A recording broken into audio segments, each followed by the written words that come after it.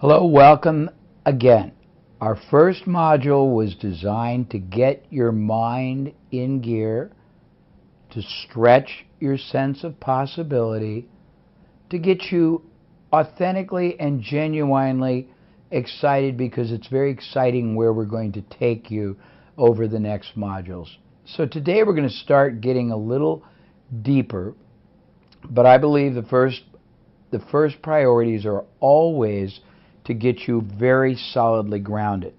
So today we're going to talk about drivers of performance, because no matter what kind of a business you decide to go into or pursue or acquire or partner with, you're going to have to know how to maximize performance. Now, why are you going to have to know that? Because your advantage in business, it results from your ability to gain higher and better outcome, performance, results from time, from effort, from access, meaning ads or calling on somebody one-on-one or being at a trade show. And you can't get higher results or performance if you don't first understand some of the principles that drive everything. Now, I believe in the last module, and I may not have done this, but I think so, I explained to you that 2% of what happens to people in business are what we would call acts of God. It just means things you can't control. 2%.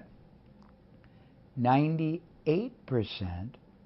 are the result of actions you take or don't take, of decisions you make or don't make, and of factors and forces and principles and elements that either you understand and control or that you allow to control you.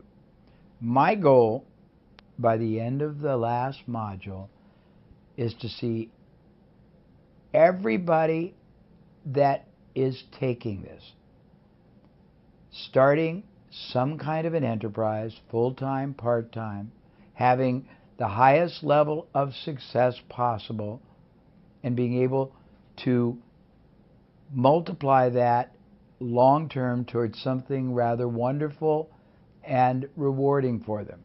Cannot happen if you don't understand. It's like building a building. If you don't understand the laws of construction, architecture, support beams, you can't build anything that will be strong, tall, enduring. Same thing with any business. So let's look at drivers. And by drivers, I refer to power principles that drive up performance, that are critical to maximizing performance. There are a lot of drivers. I'm going to start with one category and then we're going to move to another. So the first set of drivers are what I call the macro drivers. These are the key elements that give you, in whatever business you want to pursue, the maximum advantage for the minimum effort. These are the ones that even if you don't absolutely understand them masterfully, but you utilize them, they will increase your results. The first one is strategy. Most people in business in your part of the world are very tactical. They just do things for the moment. They don't have a master game plan that is driving or fueling or directing everything they do. If you start with the end in mind, and the end doesn't mean when you die, it means when you get your business built to the success level you want. And remember, you can have a part-time business to start with. You can have a small business you're going to grow. You can have a business you're going to use as an acquisition vehicle and end up acquiring or opening 25 more, but you start somewhere. But you know where you're headed, And everything you do, every action you take, every decision you make, every activity you put energy, time, or money in is designed to strategically advance and enhance this outcome. Now, why is that important? Well, first of all, because nobody you compete against is strategic. So you will be far and away, way above everyone else in how you think. Secondly, most people just do a bunch of random things occasionally, and they don't really come together towards this bigger outcome. If you have a business model, meaning the whole concept of how your business operates, that is being driven, fueled, and propelled by a great strategy, and that everything you do, your marketing, your promotion, your website, your salespeople are congruent and consistent with this master strategy, everything you do is going to produce a much greater initial and a mammoth greater ongoing effect. Let me try to explain. First of all, most people don't have good business models. What does that mean? It means that they're just trying to sell something. A good business model is a very well thought out strategy. For example, if your strategic business model was that we want to do the easiest offering to our market that will get them to start a relationship with us, because we know that the sooner we start a relationship, the sooner we will get our first sale, and the sooner we get our first sale, the sooner we will get our second sale and our third sale, so that we want to make it easier to start a relationship with us than not. And your strategy was to go into various types of markets and marketing, whether it's knocking on doors, whether it's running ads, whether it's search engine, whether it's trade shows, and make offers that are irresistibly easy to accept so that you can build a relationship and move people to the sell and the resell. You have a great advantage over people that are just trying to sell. If your business model is to get people started easily and non-threateningly, move them to the first sale, add, if you have multiple products, more products to that first sale, add, if you have a product that is highly reconsumptive, meaning they buy it, they use it, they buy it again, ongoing structure that helps the buyer, the client, keep buying over and over again, add more products or services so that they buy longer periods and they buy more things and you make more profit. All of a sudden you are thinking at a heightened level of strategic discipline than your competitor. And I've done a lot of work on strategy, and we are going to include in the workbook some clarified and deeper discussion. But I wanted to start because there are all these drivers, these, we call them leverage points or impact points, that if you understand them, they power up, they catapult up not just the performance, and that's very important, not just the result, that's very important, not just the profit, that's very important, but your probability of being successful. I've created in my life a multitude of different sets of principles, sets of marketing laws, sets of high performance distinctions. But one of the ones I created 20 years ago was very simple, very self-evident. but very infrequently practiced. It was the following: make success a higher probability in everything you do than failure.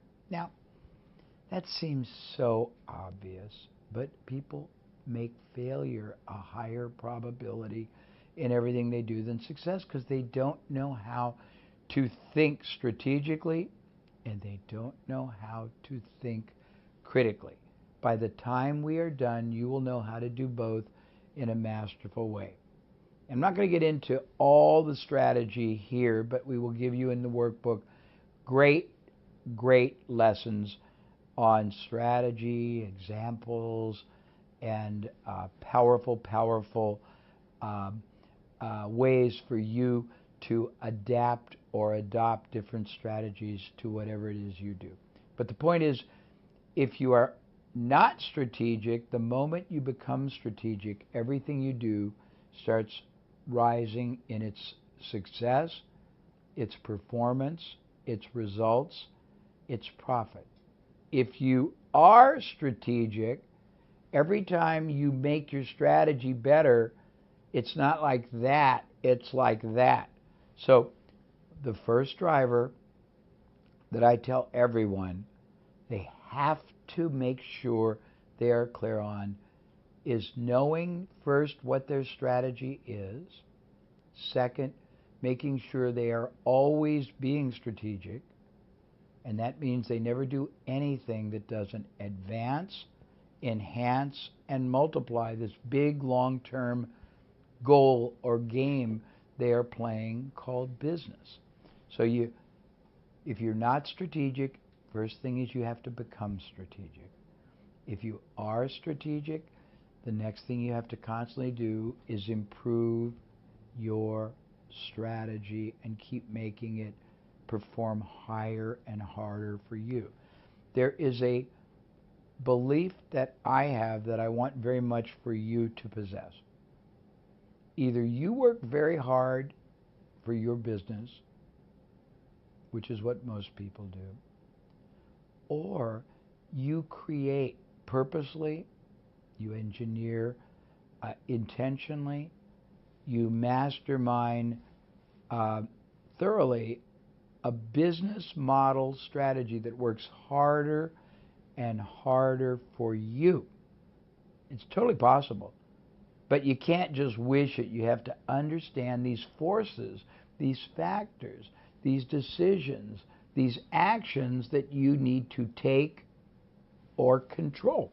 So change your strategy or become strategic, and you will positively change your results. In the workbook, there will be example, an example, an example. Next is change your marketing, and you will change your results. This gets into a really vast area of possibility. Let me explain. Most companies, whether you're a little service company doing it part-time, whether you're a large company and you grow or buy it, they are terrible marketers. And they're terrible marketers for a number of reasons. Reason one is they don't understand the purpose of marketing. Reason two, if they understand the purpose of marketing, they don't understand how to engineer and how to communicate their marketing message in a powerful way that causes the prospective buyer to be positively impacted and want badly to start a relationship. Number three, if they understand that, they don't understand how to move that buyer to take action. Number four, if they understand how to get them to take action, they don't understand how to keep them taking action. Number five, most people don't understand the laws of marketing. So let me give you a little bit about marketing. Again, we're talking about high performance drivers. Strategy first, marketing second. So let's get into this a little bit. And in the workbook, you're going to see the 3-way to grow a business model. You're going to see the Power Parthenon model. you're going to see some of the very different ways that you can apply each of the 3 ways to grow a business, and you're going to see the advanced 3 ways to grow a business, but I am going to right now share with you a little bit about that. So most people come to me and say, oh, Jay, there must be 1 trillion ways to grow a business. And my response is always, actually, there are 1 trillion tactics that are available and can be compartmentalized into 3 basic activities. There's only 3 ways to grow any business. 1 is you figure out how to find and convert more prospects to buyers. Number 2, you figure out when you convert prospects to buyers, how to get them to buy larger units of purchase each time they buy. Number 3, you figure out how to get buyers to keep coming back more often to buy more. And if you don't have a lot of other things to sell, you figure out other complementary products or services that you can either acquire, get rights to, do private label, or joint ventures so you have ongoing revenue. The goal of a business is not to keep finding new buyers all the time that never buy again. It's to keep finding buyers who come in, start buying, buy again and again and again.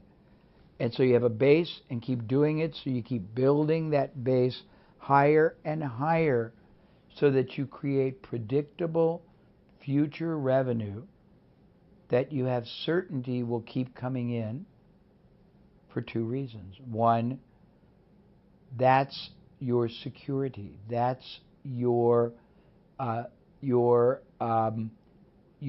financial solidarity. But number 2, a business that has predictable ongoing revenue has value to others.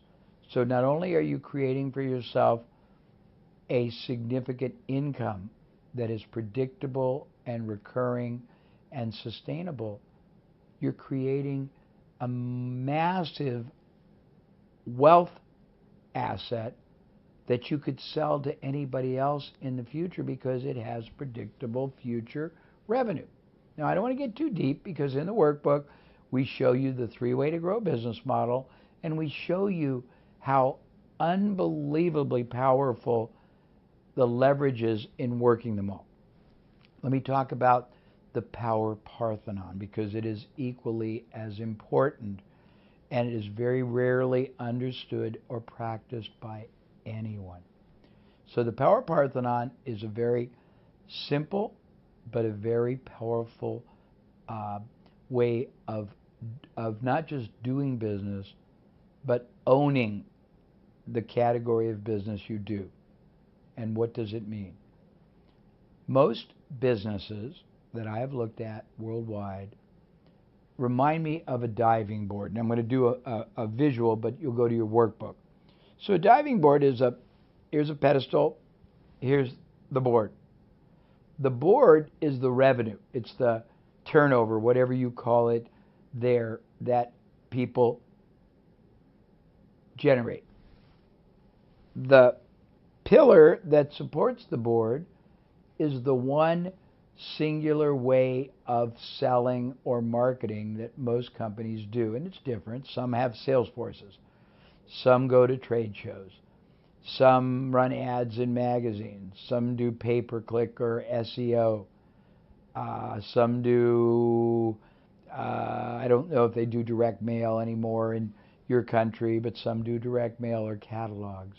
Some have distributors. But most companies have one primary approach or source of doing business, and that's it.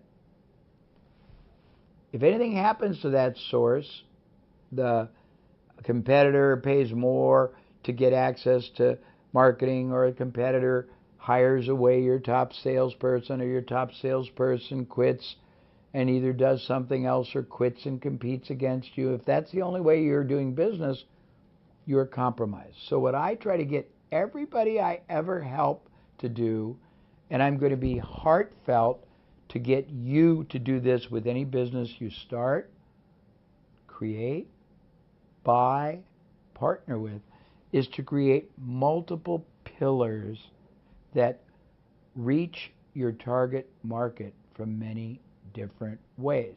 In your workbook, there is a very strong example, and it's just for reference. There's lots of ways you can do it, but if, for example, you started your business just by either having yourself or someone else be the salesperson, and that was the only way you generated business, you would want to try to add many more approaches, and let's call them pillars.